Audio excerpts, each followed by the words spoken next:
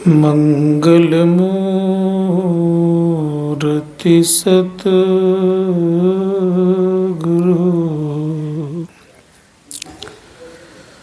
मिलवे सर्वाधार।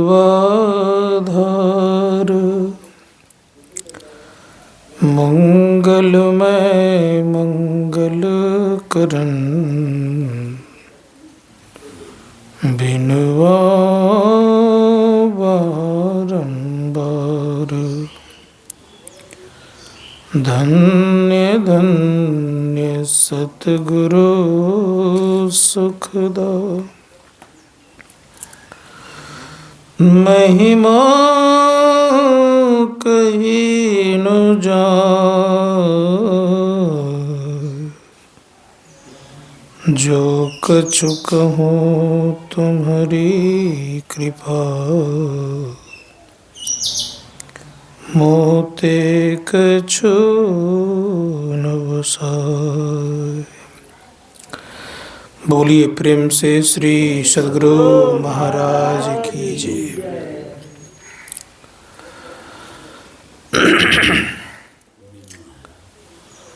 अनंत कोटि नायक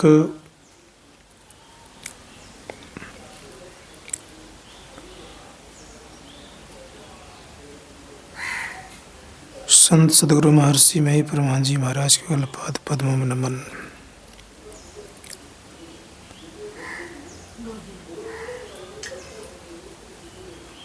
उनकी ही मस्तिष्क स्वरूप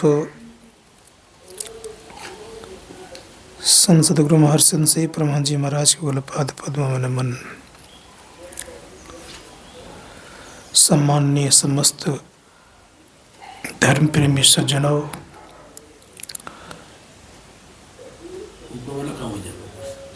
तथा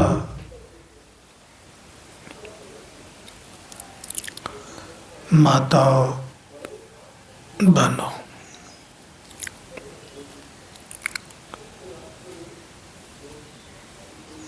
इस संसार में हम लोग जब से चले हैं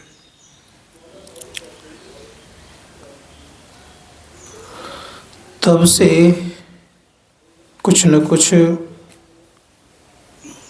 हम लोग के जीवन में परेशानियां होती रहती है। हम लोग कुशल नहीं हो पाते हैं। कबीर साहब से पूछा गया, इस संसार में कौन कुशल है? हाल चाल पूछने पर लोग कहते ठीक ठाक हैं। जब उनके पास ठहर जाइए तो सारी बातों की वो पेटारी खोलना शुरू कर देते हैं। कोई संसार में कुशल नहीं। कबीर साहब कहते कुशल कुशल ते पूछते, कुशल रहा न कोई, कोई कुशल नहीं। का जरा मुआ न भय मुआ, कुशल कहाँ ते हुए। जरा नाम है वृद्धावस्था कहते। जरा वृद्धावस्था चली गई हम लोगों की कि आएगी? वो नहीं आएगी तो निश्चित नहीं आएगी तो निश्चित आएगी वो। का जरा मुआ न भय मुआ, भय भी गया।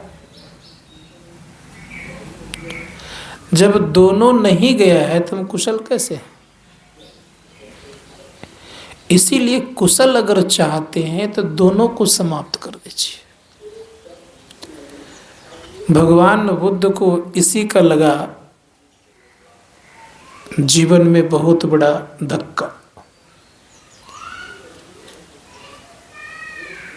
कभी राजमहल से बाहर निकले नहीं थे, इच्छा हो गई कि बाहर घूमना है। अब बाहर घूमना है तो क्या किया जाए? तो रथ पर बैठाया गया सारथी, चले लेकर के। तो सबसे पहले उन्होंने एक वृद्ध व्यक्ति को देखा, कमर झुका हुआ था, हाथ में लाठी थी, बाल सफेद था। पूछ बैठते ये कौन है, कभी नहीं देखा था। अब सोचिए कैसी स्थिति, कैसी व्यवस्था की गई थी। और व्यवस्था क्यों की गई थी? तो जैसे बालक का जन्म हुआ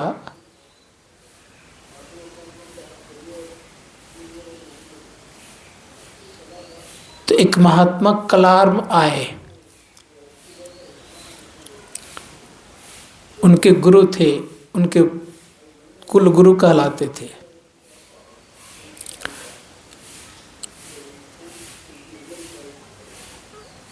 तो बहुत उच्च कोटि के महापुरुष थे।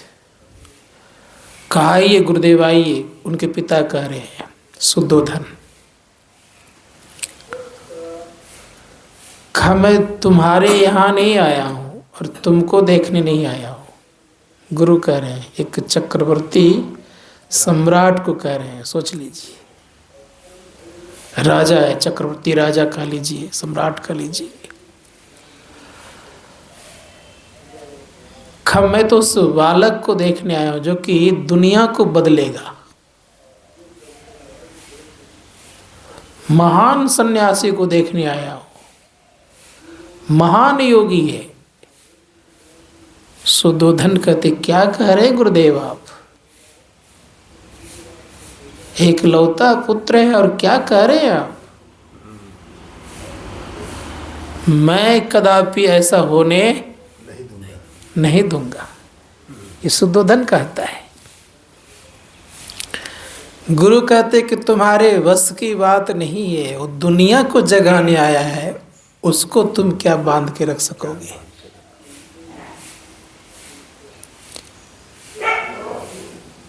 बालक पालना पर रखा गया था, उसी समय प्रदक्षिणा करके उनको प्रणाम करके वो चले गए।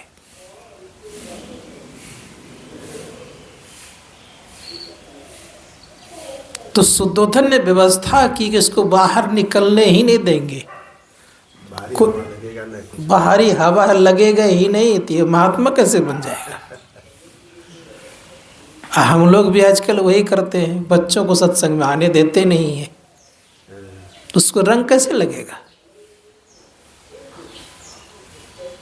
बच्चों कहते पढ़ो लिखो, पढ़ना चाहिए लिखना चाहिए, कोई दिक्कत नहीं है, पेट का रोजगार करो। लेकिन जिसके बल पर पेट काम करता है, सारी इंद्रियां चलती है, सारे ऑर्गन्स आपके काम करते हैं, उसके संबंध में तो बच्चों को सिखाते नहीं है। सबके सब लगे हैं बनाने में बच्चों को, तो परिणाम यही होता है कि आगे नहीं बढ़ पाता है जीवन का, रोटी कमाने में ही लग जाता है, पेट पालने में लग जाता है, बच्चे को देखने में रह जाता है। अब जो उसके अंदर में अध्यात्म आना चाहिए उससे वंचित कर दिए, और वंचित कर क्या कर दिया आपने? उसके जीवन को ही समाप्त कर दी।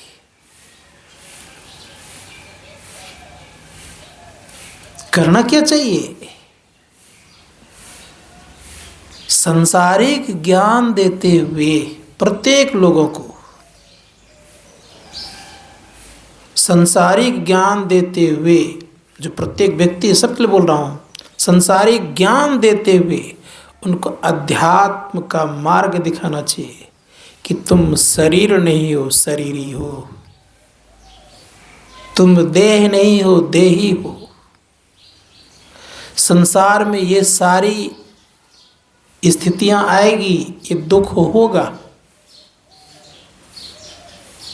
ये दिखाना चाहिए। लेकिन आजकल कोई गार्जियन ऐसा दिखाता नहीं है, केवल कहता है रोटी कमाओ, अर्थात पैसे कमाओ, रोटी कैसे बढ़िया से बढ़िया चले, इससे उसका जीवन नहीं है। और ये जानते कौन सा जीवन है? इस तरह की प्रवृत्ति को दानवी प्रवृत्ति कहा गया है। चाहे वो कोई क्यों नहीं हो, जिनके माता पिता अध्यात्म के तरफ नहीं ले जा रहा है, बच्चों को आत्मा और परमात्मा के संबंध में नहीं बता रहा है, केवल संसार को ही लेकर के चल रहा है, संसार में खाना है, कमाना है, यही काम करके रह जाना है, तो दानवी प्रवृत्ति को आपने उत्पन्न कर दिया है। इससे आगे दानवों को ज्ञान नहीं है। कहेंगे कैसे? देव और दानव दोनों गए थे ब्रह्मा जी के पास और दोनों का जिज्ञासा एक ही था, प्रश्न एक ही था। क्या? कि आत्मा क्या है? ब्रह्मा जी ने कहा ये तुम्हारा जो शरीर की छाया है वही आत्मा है।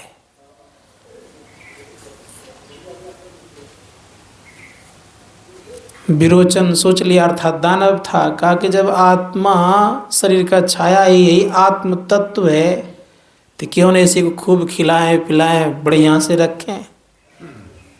लेकिन इंद्र को ये बात भीतर धसी नहीं। उन्होंने कहा कि पितामह, अगर मान लिया जाए शरीर का एक अंग टूट गया तो आत्म तत्व का भी एक अंग टूट जाएगा। ये तो नहीं समझ में बात आई। तब कहा कि जाओ ब्रह्मचर्य व्रत पालन करके आओ। 30 वर्षों तक गए, मैं कथा की तरफ नहीं जा रहा हूँ। 30 वर्ष ब्रह्मचर्य व्रत पालन करके आए, तब कहते हैं कि तुम जो चलते हो, चलने के क्रम में कहीं तुम अपना प्रतिबिंब देखते हो पानी इत्यादि में, वही है। फिर भी उनको समझ बात नहीं। कहा कि पितामह ये क्या कर रहे हैं आप? कहा 30 वर्ष और ब्रह्मचर्य व्रत पालन करके आओ। 30 30 30 3 बार भेजे, 90 साल चला गया। और फिर 5 बार और। तब कहा सुनो, आत्मा जो है किसी इंद्रियों से देखा नहीं जाता, किसी इंद्रियों से समझ में नहीं आता। 95 वर्ष जब उन्होंने ब्रह्मचर्य व्रत पालन किया, तब आत्म तत्व का ज्ञान ब्रह्मा जी ने दिया। लेकिन दानव ने क्या सोच लिया? शरीर ही सब कुछ है। तो भगवान बुद्ध को क्या हुआ? वृद्ध को देखा, देखते ही उसके मन में होता है कि आदमी वृद्ध भी होता है। पूछते हैं सारथी से, क्या मैं भी वृद्ध होऊंगा? सारथी कहता है, सिद्धार्थ, प्रकृति का नियम है, सब के सब वृद्ध होते हैं। मन में बात खटक गई कि मैं वृद्ध नहीं हूं। हम लोग रोज वृद्ध को देखते हैं, कभी मन में आया कि मैं वृद्ध नहीं हूं? क्यों नहीं आया? सोचते हैं इसी तरह जीवन कट जाएगा, लेकिन होता ऐसा नहीं है। सब रोज घट रहे हैं। उसी दिन देखते हैं कि चरपाई पे लोग चिकित्सालय ले जा रहे हैं एक व्यक्ति को। पूछते हैं ये क्या है? कहा कि व्यक्ति रोगी हो गया है, उसी को ले जा रहा है अस्पताल, चिकित्सालय। का आदमी रोगी भी होता है। अब देखिए, रोगी का पता उसको नहीं था। किनको? सिद्धार्थ को। मैं भी रोगी होऊंगा, इसका मतलब तक कभी रोगी नहीं हुए होंगे वो। अब परिणाम ये हुआ, कहा कि सिद्धार्थ, प्रकृति का नियम है। चिंता हो गई कि मैं कभी रोगी ना हो। कुछ दूर जो ही गए तो देखते हैं उसी दिन कि एक व्यक्ति को उठा करके श्मशान घाट ले जा रहा है। पीछे से बहुत सारे लोग हैं, राम नाम सत्य कहते जा रहे। कहा ये क्या है? कहा आदमी मर गया, श्मशान घाट जा रहा है। कहा आदमी मरता भी है? कहाँ? सिद्धार्थ मरता है, जो संसार में आया है वो मरेगा। इस 3 बातों ने झकझोर दिया किनको? सिद्धार्थ को। अब इसी तीनों बातों का चिंतन करने लग गए कि मैं वृद्ध नहीं हूँ, रोगी नहीं हूँ, और मैं मृत्यु को प्राप्त नहीं करूँ। शुद्धोधन ने कसकर के बेड़ी लगा दिए थे, कम ही उम्र में उनकी शादी कर दिए थे। शादी भी ऐसे तैसे से नहीं, उस समय के विश्व सुंदरी थी। और क्या, एक सुंदर पुत्र भी हो गया। और सेवा में कितने लोग, उतना भगवान श्री कृष्ण को भी नहीं। 46,000 दास दासियां उनके सेवा में हर वक्त लगे रहते थे। सब के सब लगे रहते थे। फुलवाड़ी में एक भी पत्तियां मुरझाई हुई नहीं रहती थी, एक भी फूल मुरझाया हुआ नहीं मिलता था। किसी के चेहरे पर उदासी रहने का आदेश नहीं था, न को रह सकते उदास। इतनी अच्छी व्यवस्था करते हुए भी सिद्धार्थ ने यात्रा प्रारंभ करी। जोगी कुल नहीं था, श्रीमान कुल था, राजा का कुल था, याद रखिएगा। लेकिन जोगी कुल नहीं होते हुए भी जोगी ही अवतार लिए थे, तो श्रीमान कुल को पार कर गया। और ऐसा पार किया कि रात्रि काल में सबको छोड़ करके चल दिए। 6 वर्षों तक, 1 वर्ष नहीं, 6 वर्षों तक खूब घनघोर तपस्या की, अन्न जल भी बहुत कम लेते थे। शरीर सुख करके एकदम समझिए कि बहुत स्थिति खराब हो गई थी। चलते चलते एक दिन संजोग से गिर गए। सुजाता नाम करके महिला थी, उसने देखा कि एक योगी गिरा पड़ा है, उसको जल ला करके दिए, फिर होश मिलाए। और वो समझाती है, कहती अगर शरीर ही नहीं रहेगा तो साधना कैसे करोगे, नहीं कुछ खाओगे, शरीर रहेगा नहीं, तुम क्या भगवान को प्राप्त कर सकोगे। खाना जो ही प्रारंभ किया तो सब साधु उनका संग छोड़ दिया। कहा भ्रष्ट हो गया ये। कौन? सिद्धार्थ। सब ने त्याग दिया। और उसके भोजन में इतना दम था कि जब वो खा लिए, सिद्धार्थ खाने के बाद जो बैठे तो 7 सप्ताह बैठे, 49 दिन बैठे। किस तरह बनाया गया था? देखा कि अच्छे महात्मा हैं, एक व्यवस्था की गई थी।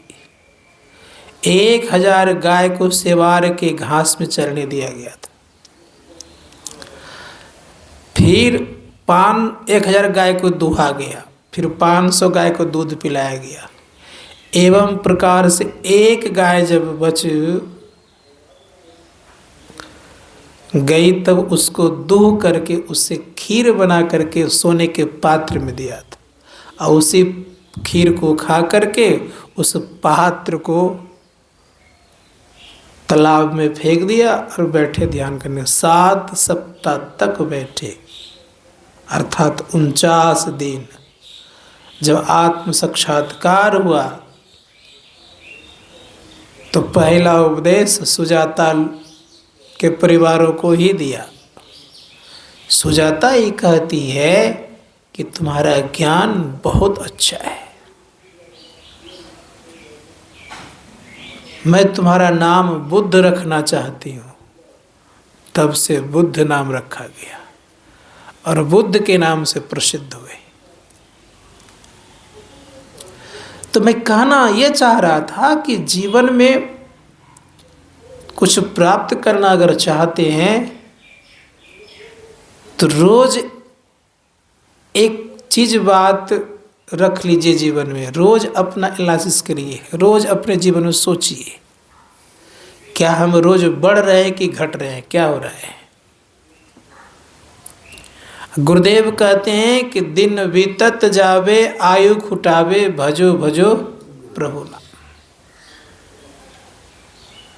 परिजन धन सारा सुत वित दारा, नहीं आवे को काम। निज तन छुट जावे काम न आवे, यह जग दुख को ताम। कर सब विषय पसारा भव की जारा, यह में नाही आराम। प्रभु केवल साचा और सब काचा, भजो भजो प्रभु को प्रतियाम। अंतर पथ चालो प्रभु को पालो, प्रभु बिनु नाही विश्राम। गुरु भेद लो सारा खुलो द्वारा, मैं ही पहुँच प्रभु धाम।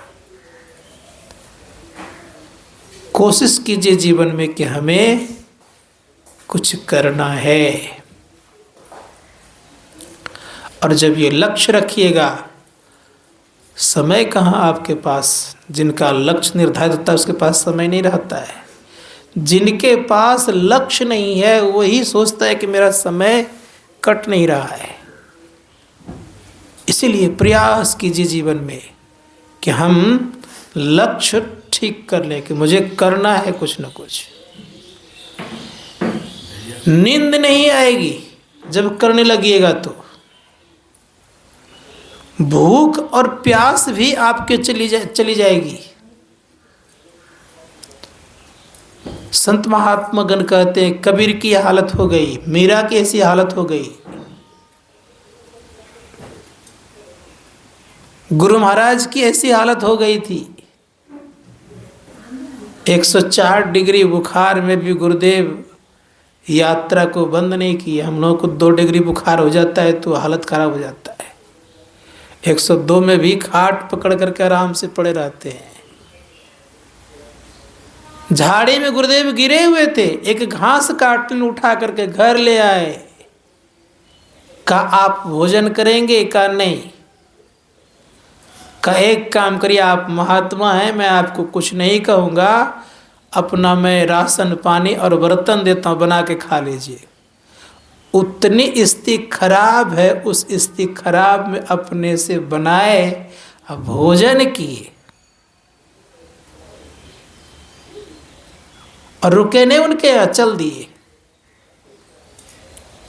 संत महात्मा गण कहते ये जब स्थिति आ जाएगी तो लौ लगाने से लगता है। लौ लागत लागत, भय भागत भागत। लौ को लगाइएगा तो लग जाएगा, अब भय को भगाइएगा तो भाग जाएगा। तब कहते हैं झूठमुठ खेले सचमुच होए, और सचमुच खेले बिरला कोई, जो कोई खेले मन चितलाए, होते होते हुए जाए। तो खेलना पड़ेगा रोज, एक दिन से काम चलने वाला नहीं है। अरे 1 महीना छोड़ देता है कोई काम को तो धीरे धीरे विस्मृत होने लगते हैं वो। इसीलिए प्रयास करना चाहिए प्रत्येक दिन। इसलिए गुरुदेव कहते हैं निस्दिन सुरत अधर पर कर कर। एक दिन नहीं कहा, निस्दिन सुरत अधर पर कर कर अंधकार फट जाता है। ये रोज दिमाग लगाइए कि हम रोज घट रहे हैं, रोज हम लोग कहाँ जा रहे हैं? काल के मुख की तरफ बढ़ रहे हैं। भागने का उपाय क्या, बचने का उपाय क्या है? तो गुरुदेव कहते हैं काल मुख से नेव की भागो, बचो ध्यान के बल भाई रे। ऐसो अवसर खोई हैं तो रोई हूँ पछताई रे। रोना ना पड़े इसके लिए कोशिश कीजिए भागने के लिए। और जब भागेंगे तो क्या होगा? जैसे आपकी वृत्ति बदलेगी आप खड़े हो जाएंगे। अभी खड़े नहीं हैं हम लोग। उपनिषद कार कहते उत्तिष्ठत जागृत प्राप्त प्राणी वो दत्त, छुरस धारा निस्ता दुरत्या दुर्गम पथ अस्तत कवियो वदंती। अरे अविद्याग्रस्त लोगों उठो, जागो, श्रेष्ठ पुरुषों के समीप में जाओ, उनसे तत्व ज्ञान जानो और करो, उठिए और जगने के लिए कहा गया है। किसको उठना और जगना कहता है? गोस्वामी जी महाराज कहते हैं कि मोह निशा सब सोबनिहारा, देखें सपन अनेक प्रकारा, यही जग जामिनी जागहि जोगी, परमारथी प्रपंच भी होगी। का जोगी बन जाइए घर बैठे, जोगी जन जगते हैं। रात्रि की जगना को जगना नहीं, तब जगना कैसा? संतों ने कहा कि जब अपने अंदर में लेकर के चलते हैं, सूरत जब चल पड़ता है प्रभु मिलन को, तब उन व्यक्तियों का जगना हो जाता है। कहाँ जगना? का माया मुख जगह सबे, सो सूता कर जान, दरिया जग ब्रह्म दिशी, सो जागा प्रमाण। फिर क्या कहा? तो संत कहते हैं कि जब आपके अंदर से विलासता पूर्ण जिंदगी चली जाए तब जगना। जानिए जीव तब ही जग जागा, जब सब विषय विलास विरागा। विषय की चाहना मिट जाए। विषय कितने का? 5, रूप रस गंध स्पर्श और शब्द। इन 5 से जब हमारी धीरे धीरे निवृत्ति होने लग जाए तो समझिएगा कि हम जग गए। इसीलिए अपने को जगाइए, और जग जाइएगा तो क्या होगा? जगिएगा तो सब कुछ आपको अपना लगेगा। अभी तो कुछ पराया भी लगता है, भेद भी दिखता है, ये फलाना है, चिलाना है, ये मेरा है, ये तेरा है। वहाँ नहीं रहेगा भेद, सब कुछ अपना ही अपना, कोई पराया नहीं, कोई बड़ा छोटा नहीं, सब के सब आपके नज़रों में लगेगा वही प्रभु का संतान है। एक चंडाल भी आएगा ना तो वही हाल होगा, और एक कुत्ता भी आएगा तो वही हाल होगा, एक अच्छे व्यक्ति भी आ जाएगा तो वही हाल होगा, एक विप्रवर भी आएंगे तो उसी दृष्टि से, और एक कुत्ता भी उसी दृष्टि से आपको लगेगा कि उसमें भी भगवान है, उसमें भगवान है। एक प्रसंग सुनाता हूँ आप लोगों को। तेलंग स्वामी थे,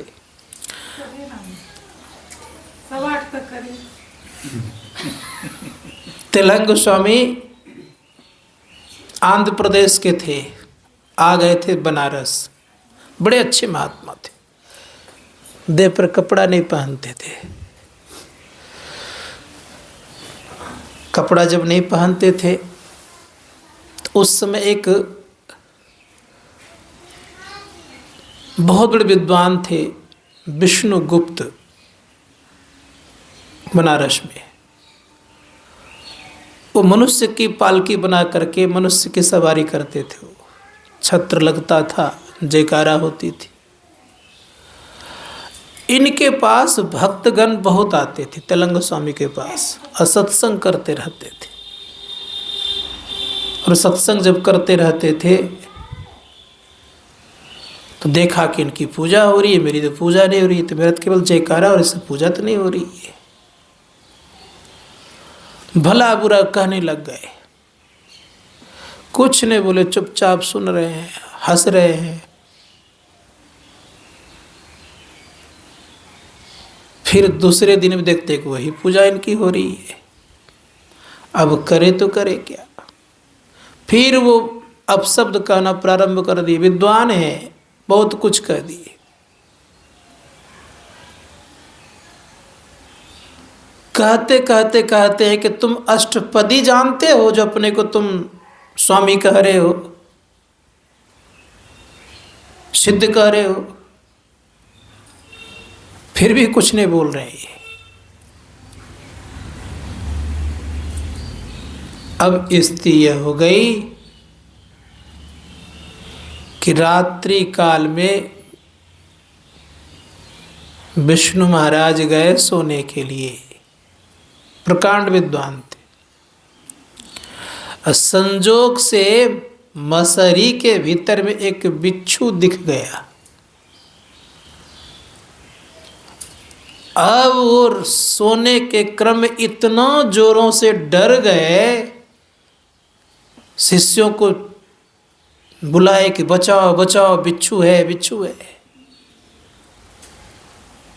अब किसी को बिच्छू दिखे नहीं, केवल विष्णु महाराज को ही बिच्छू दिख रहा है। कह रहे हैं कि गुरुदेव कहाँ है बिच्छू? कहा देखते हो ना बिच्छू है, मेरे को काटने आ रहा है।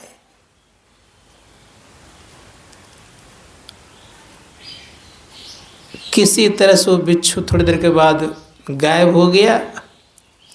अब परिणाम ये हुआ कि फिर देखते कि इनकी पूजा हो रही, तो वो पालकी पर चढ़ करके आए हुए थे। फिर भला बुरा करने लगे। तेलंग स्वामी हंसते हुए कहते हैं कि रात्रि काल में एक बिच्छू आया तो कहा कि बचाओ बचाओ। अपने को बचाने का ताकत तो है नहीं और अष्टपदी की बात कर रहे हो। अब इसके मन में होता है कि हम तो घर में सोए हुए थे, महल में सोए हुए थे, ये जान कैसे गया? और देखते क्या है विष्णु महाराज कि पूरे शरीर में बिच्छू है तेलंग स्वामी को, और कोई भय नहीं है।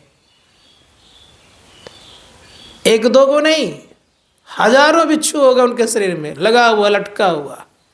सब शिष्य देख रहे हैं और सब शिष्य कह रहे कि गुरुदेव आज कितने बिच्छू आपके पास हो गया, तब भी आपके चेहरे पर किसी प्रकार से डरने का कोई बात नहीं। जैसे इस दृश्य को विष्णुगुप्त ने देखा, अर्थात विष्णु महाराज ने देखा, देखते उनके चरणों में गिर गए। कहा विद्वान होना अलग बात है, तत्व ज्ञानी होना अलग बात है। तत्व ज्ञानी बनिए। तत्व ज्ञानी कैसे बनेंगे? संत महात्मागण कहते तत्व ज्ञानी बनता है ध्यान के द्वारा। तत्व किसको कहते हैं? रोज हम लोग आए हैं, जो परम तत्व आदि अंत रहित असीम अजन्मा अगोचर सर्वव्यापक और सर्वव्यापकता के परे, जो सबके परे है वो तत्व है, वो परम तत्व है। परम तत्व से तात्पर्य होता है परमात्मा। तत्व क्या है? का परम पिता परमात्मा का जो आदि शब्द है उसी को तत्व कहता है। उस तत्व को जो जानता है उसको परम तत्व ज्ञानी कहता है। उस तत्व को जानने वाला कोई बिरले होते हैं। तो करना क्या चाहिए? तो कहा उधर चलना चाहिए और ये ख्याल रखना चाहिए।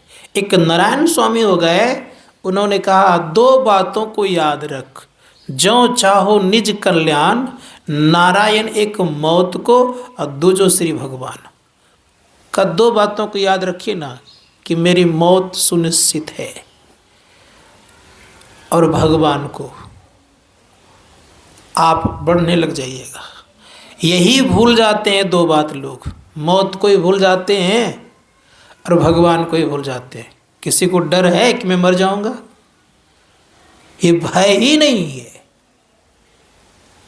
और ये ख्याल भी नहीं आता है किसी को। परमात्मा की एक विशेष कृपा कहिए कि ये भय आता ही नहीं है। अगर ये ख्याल आना हो जाए कि मुझे मरना है तो साधु बन जाएगा जल्दी। वो घर गृहस्थ में उतना मन नहीं लगाएगा। वो कहेंगे कैसे? गोरखनाथ जी महाराज से पूछा कि आप साधु कैसे बन गए? तो गोरखनाथ जी महाराज ने कहा जामन मरण बहुरी न वियोगी, ताते गोरख भैला जोगी। एक बलग बुखारे देश था, वहाँ का राजा साधुओं से पूछते थे कि तुम साधु क्यों बन गया है? सही उत्तर नहीं देने पर परिणाम ये होता था कि सबको जेल में भेज देते थे और सबको चक्की चलवाते थे सबसे। अब चक्की चलाते थे तो गेहूँ पिसा जाता था। अब करता तो क्या करता बेचारा। कबीर साहब उस समय अच्छे महात्मा थे, रामानंद जी महाराज के शिष्य थे। रामानंद स्वामी जी महाराज कहते हैं कि कबीर साहब को छोड़ के कोई कुछ चेता सकता है बलग बुखार देश का राजा को? कहा कोई तैयार नहीं हुआ। कबीर साहब गए जहाँ दरबार लगता था उसके सामने टहलने लग गए। कबीर साहब को पकड़ते हैं सिपाही, ले जाते हैं। राजा पूछते हैं क्यों तुम साधु बन गया है? कबीर साहब कहते मैं मौत को जानने के कारण साधु बन गया हूँ। पूछते हैं वजीर आजम से क्या तुम मौत के कारण साधु बने हो? उत्तर देते हैं कि हाँ मौत के कारण साधु बना हो। हंसते हुए कहते मौत को कौन नहीं जानता है। जेल में जैसे भेज दिए तो भेजने के पहले कहते हैं कि मेरी बात सुन लीजिए, जेल चला जाऊंगा कोई दिक्कत नहीं है, लेकिन एक बात सुन लीजिए।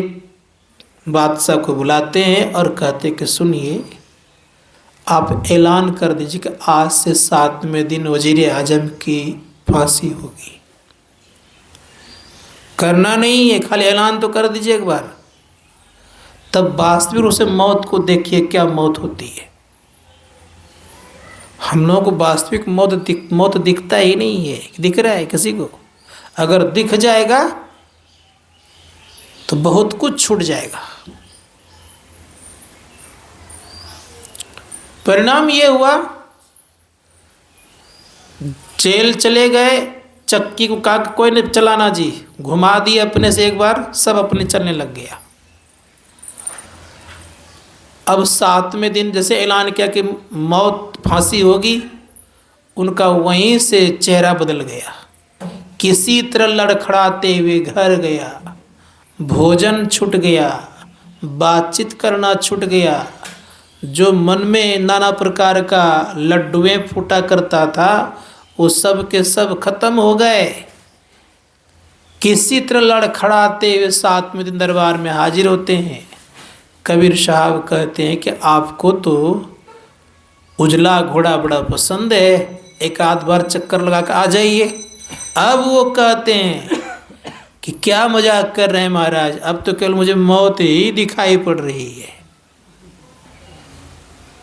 कहा कि उस दिन भी तो आप कहे थे कि मौत को कौन नहीं जानता है। कहा उस दिन तो मैं सुनी सुनाई बात करता था, आज मुझे प्रत्यक्ष मौत दिखाई पड़ रही है। कहा उसी प्रकार से मुझे प्रत्यक्ष मौत दिखाई पड़ती है, इसी कारण से मैं साधु बना हूं। तो जिनको प्रत्यक्ष मौत दिखाई पड़ जाती है वो भोगों में लिप्त नहीं होता है। इनसे ऊपर उठने का प्रयास करना चाहिए। चाहना अगर भोगों की बनी रह गई तो आप जग नहीं सकते।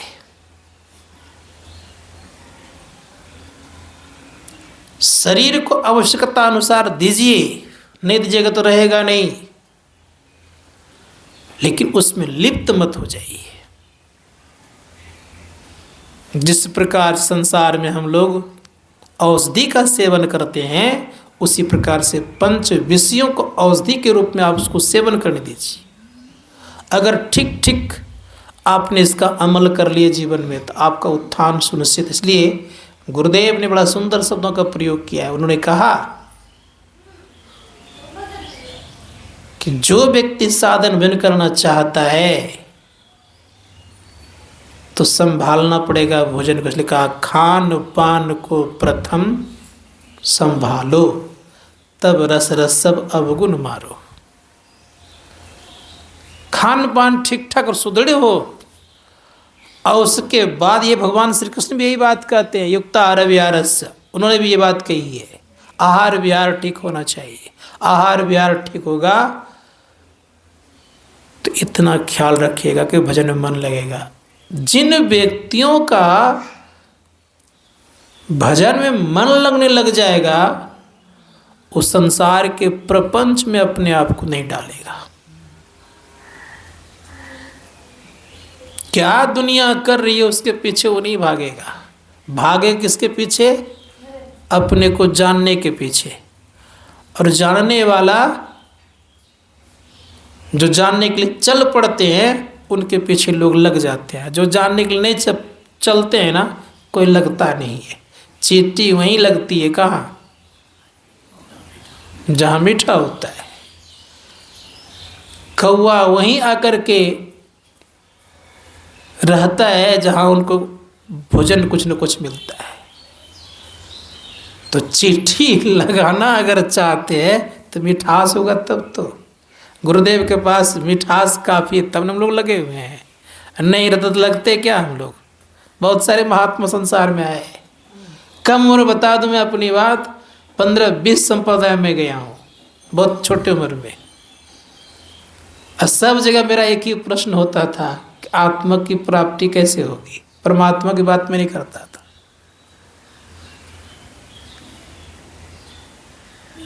तो कोई कुछ बोलता तो कोई कुछ बोलता था। सत्संग में बहुत बचपन में किया हूँ, लगातार बहुत दिन तक सत्संग किए, तब हम दीक्षा लिए। अब वो बहुत कम उम्र में दीक्षा लिए, और लिए तो जस्ट ऐसी कृपा हुजूर की रही। आपको सुनाओ आश्चर्य लगेगा, 150 मेरे साथ दीक्षा लोगों लिए। और छोटा था, कुर्सी नहीं उठा पाता था, इससे और ज़्यादा क्या कहूँगा। तो गुरु महाराज हुजूर का कुर्सी मैं उठा के लाए, आसनी मैं निकाल के बिछाए। आप सोच सकते हैं, पहला बार सेवा कर रहा हूँ और हुजूर की कुर्सी के बगल में बैठा हूँ। 3-4 व्यक्ति थे मेरे इर्द गिर्द। उसके मन में था कि मैं हटा करके इसको पीछे करके मैं आगे हो जाऊँ। मैं कुर्सी लाया, बिछाए, आसनी को बिछा दिया, अब बैठा रहा। हुजूर देख लिए, कहीं इसने देखा नहीं कितना मेहनत किया। आसनी ले आया मेरा, कुर्सी ले मुझे बुला के ले आ रहा है। ऐसी को पीछे कर रहे हो, बैठने दो इनको आगे में, इसको आगे में बैठने दो। आगे में बैठे हुए हैं, दीक्षा बताए, माला पहनाते हैं ना, अपने से लोग पहनते हैं ना, तो मैं अपने से नहीं पहना हूँ, उन्होंने अपने हाथ से मुझे पहनाया है। ये सौभाग्य मुझे प्राप्त है, अपने हाथ से माला उन्होंने पहनाया। अब माथा ठोका खूब बढ़िया उस समय। और जैसे दीक्षा दे रहे थे तो मैंने कहा हुजूर ये पहले से मैं जान रहा हूँ। कल कहा हाँ ठीक है, कोई बात नहीं है, सुनो बढ़िया से। जो क्रिया बताए थे वो पहले मैं करता था, दीक्षा नहीं ले फिर भी करता था मैं। तो आशीर्वाद रहा है उनका। तो मैं कहना ही चाहूँगा कि लगन जो लगती है पहले, वो लगन नहीं रहता है। इसीलिए कहा, बड़ा सुंदर शब्द है, जैसी लो पहले लगी वैसी निभाए कुछ और, आपन तन को कौन कहे तारे पुरुष कड़ोर। जैसा लगन था पहले भी है वैसा दीक्षा वक्त जो लगन होता है, वो लगन अगर सब दिन रह जाए तो साधक का जल्दी उत्थान हो जाएगा। लेकिन वैसा लगन ही नहीं रहता है। जैसी लोह पहले लगी थी वैसी कुछ निभाए और, अगर कुछ और निभ जाए तो, लेकिन लगन चला जाता है। धर्मशास्त्रकार कहते हैं कि लगन कब लगा रहता है, हर वक्त अपने को वैराग की स्थिति में रखेंगे। ये तन मेरा नहीं है, संसार मेरा नहीं है, कोई चीज मेरा नहीं है। अगर ये वैराग की भावना अगर हरदम मन में आ जाएगा तो लगन आपका बढ़ जाएगा। और ये लगन जब बढ़ेगा तो भजन करने में आपको बल मिलेगा। इसीलिए भागवत महापुराण में कहा गया है कि भक्ति के 2 पुत्र हैं, ज्ञान और वैराग्य। ज्ञान और वैराग्य बिना भक्ति की पूर्णता संभव नहीं है। क्या भक्ति ने उत्पन्न की है? नहीं, उनके मुख्य अंग हैं ये दोनों। उनके 2 पुत्र हैं, ज्ञान और वैराग्य। वृंदावन में भक्ति तो है, वैराग्य नहीं है, ज्ञान नहीं है, जिसके कारण से पूर्णता की प्राप्ति नहीं। संत महात्मागण कहते हैं पूर्णता तब होगी जब ज्ञान वैराग्य दोनों रहेंगे, तब भक्ति की पूर्णता हो जाएगी। भक्ति का झुंड लग जाता है, देखा देखी भक्ति खूब हो जाती है, लेकिन रंग चढ़ता नहीं। इसलिए कहा देखा देखी भक्ति करे, कब हुन चढ़ श्री रंग, श्रीरंग चढ़ता नहीं है। लेकिन जब ज्ञान और वैराग्य उत्पन्न होगा, दोनों संतान है, और ये दोनों अगर उत्पन्न हो जाए तो भक्ति खूब आसानी से लग जाएगा। और भक्ति है क्या? संत महात्मा गण कहते हैं आत्मानुसंधानम भक्ति रित विधीयते। आत्मा का अनुसंधान करना ही भक्ति कहलाती है। और ये अवस्था अगर नहीं है तो संत महात्मा गण कहते हैं कि तब भक्ति कहाँ। ये शंकराचार्य करें आत्मा का अनुसंधान करना चाहिए। स्वयं को खोजिए, स्वयं को जानिए, और स्वयं को जो जानेगा वही कहाँ से जानना प्रारंभ करेगा। क्या रास्ता है? तो धरणीदास जी महाराज कहते हैं कि रास्ता बाहर में कहीं नहीं है। इसलिए कहा क्यों भटकता फिर रहा तो ऐ तलाशे यार में, रास्ता है सरग में। और धरणीदास जी महाराज करें धरणी निर्मल नासिका, निरखत रहो नयन की कोर, सहजे चंदा उगिए भवन होत इंजोर। इस जीवन में अगर चाहते हैं कि इससे और बढ़िया व्यवस्था मेरी हो, तो अपने को अंधकार से प्रकाश मिले चलिए। एक तिल अगर घसक गए अंधकार से प्रकाश के तरफ, दिशा और दशा दोनों बदल जाएगा। एक तिल की जरूरत है, थोड़ा सा सरक जाइएगा काम बन जाएगा। लेकिन अंतर्मुख होना थोड़ा समय लगता है, क्योंकि बहुत बड़ा पहाड़ हो उसको तोड़ने में बहुत समय लगता है। अंधकार का सबसे बड़ा पहाड़ है ये, इतना मोटा पहाड़ है ये, इतना बड़ा पहाड़ है कि इसको पार करना मुश्किल है। प्रकाश में चले जाएंगे तो वहाँ शांति मिलेगी। यहाँ थोड़ा सा भिन्न भिन्न प्रकार की स्थिति रहती है, कभी दुख में कभी सुख में, लेकिन प्रकाश में ऐसी स्थिति नहीं है। वो आसान हो जाएगा आपके लिए। जैसे पहला दरवाजा ही पार करना कठिन है, दूसरे में फिर आसान हो जाता है, और तीसरे और आसान हो जाता है। इसलिए गुरुदेव कहते हैं कि मनयोग पूर्वक इसी को प्रयास कीजिए, समेट लिए, अपने को समेट लीजिए। जितना समेटेंगे तो क्या होगा? तो कबीर साहब ने कहा कबीर कमल प्रकाश या उगा निर्मल सूर, रैन अंधेरी मिट गई बाजे अनहद दूर। जैसे आप सिमट जाएंगे तो प्रकाश का उदय होगा। सिमटने की जो देरी है, प्रकाश को मिलने में देरी नहीं होती है। ये मत समझिएगा कि प्रकाश बहुत दूर में है, ऐसी बात नहीं है। आप केवल सिमट जाइए, सिमट जाएंगे तो बहुत कुछ मिल जाएगा।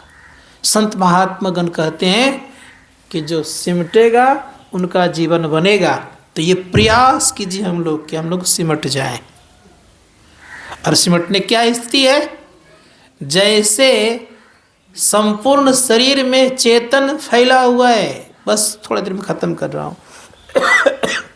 संपूर्ण शरीर में चेतन फैला हुआ है। अभी कहीं भी हम लोगों को एक सुई गड़ती याद रखिएगा तो पता चल जाता है। और जैसे सिमट जाएंगे आप तो कहीं भी कुछ करेगा तो पता नहीं चलेगा। शून्य कर लें ऐसी बात नहीं है, चेतन को समेट लें। अचेतन सिमटते ही याद रखिएगा कि आपकी स्थिति इतनी अच्छी हो जाएगी, आनंद में रहेंगे आप। इसी का नाम है भजन। इसलिए कबीर साहब ने कहा भजन में होत आनंद आनंद, बरसत अमीर सुबादर भींगत है को संत, भजन में होत आनंद आनंद। अगर वास है तत्व की नदिया, मानो धारा गंग, भजन में होत आनंद। इसमें आनंद आएगा। और कैसा आनंद आएगा? भया जी हरि रस पी मत बरा, रस मिल जाएगा। कैसा? हरि रस मिलेगा। गुरुदेव कहते हरि रस भोगी अति निसोगी। और सजबाई कहती भया जी हरि रस पी मतवारा, 8 पहर झूमत बीते डारी दियो सब भारा। उस साधक की स्थिति कैसी होगी? हरदम सुनेगा वो कुछ न कुछ। एकांत रहेगा, सुनते रहेगा। ऐसा नहीं कि खाएगा तो उस समय नहीं सुनेगा, सो बात नहीं है। खाएगा, पिएगा, उठेगा, बैठेगा, सोएगा, जागेगा, वो हर हमेशा मस्त रहेगा, आनंद में रहेगा। भया जी हरस पी मत बारा, 8 पहर झुमत बीते, डारे दियो सब भारा। पीवन लगे सुधारस जब ही, दुर्जन पड़े बिडारा। चित स्थिर चंचल मन थाका, पांचों का बलहारा। अचरनदास कृपा सो सहजो, भरम करम भयो छारा। भ्रम मिट जाएगा आपका, संशय समाप्त हो जाएगा। संत महात्मा गण कहते इस काम को करने का प्रयास और प्रयत्न जो करेगा वो आगे बढ़ेगा। ये शुद्ध प्योर अध्यात्म है, ये जान लीजिए। इसमें तनिक मिलावट नहीं है। तब ये नहीं कहना पड़ेगा कि गौ की पूंछ पकड़ के बतरनी पार हो जाए, ये नहीं कहना पड़ेगा। समझ गए? ये नहीं कहना पड़ेगा। धर्मशास्त्र कार्य करते स्थिति क्या होगी जानते क्या है? गौ मतलब होता है इंद्रियां। इंद्रियां के पूंछ जो है वो कहाँ है? अज्ञा चक्र है। 10 इंद्रियां कहाँ जाकर खत्म होती है? अज्ञा चक्र में। समझ गए? अब उसको पकड़ेंगे तो शायद बैतरणी क्या सब कुछ पार हो जाएंगे। बात समझ में आई? सही आई कि नहीं? लेकिन यहाँ क्या कह दिया? अरे इस गाय को तो कुछ भी पता नहीं, ये क्या करेंगी? ये स्थिति है, लेकिन इसको लोग जानता नहीं है। और 10 इंद्रियां कहाँ जाके रुकती है? 10 इंद्रियां समाप्ति होती कहाँ? अज्ञा चक्र में। अज्ञा चक्र के पूंछ को पकड़ लीजिएगा तो बेड़ा पार लगा देगा, आवागुन मिटा देगा। इस काम को करने वाला कोई संसार में है नहीं, लेकिन क्या किया जाए? कहने में बनता नहीं, मैं कह देता हूँ खोल के कभी कभी। नहीं कहना चाहिए, मना करना हमको क्या जरूरत है, लेकिन मैं बता देता हूँ जो हकीकत है ये स्थिति है। ये है अध्यात्म। अज्ञा चक्र को पकड़ लीजिएगा तो बेड़ा पार लगा देगा। तो जो इस तरह की साधना करेगा उनका उत्थान सुनिश्चित है। तो हम लोगों को प्रयास करना चाहिए कि रोज अभ्यास कीजिए, निश्चित दिन कीजिए, एक दिन छोड़िए मत। बोलिए प्रेम से श्री सद्गुरु महाराज की जय। एक भजन गाएंगे बाबा, उसके बाद आरती।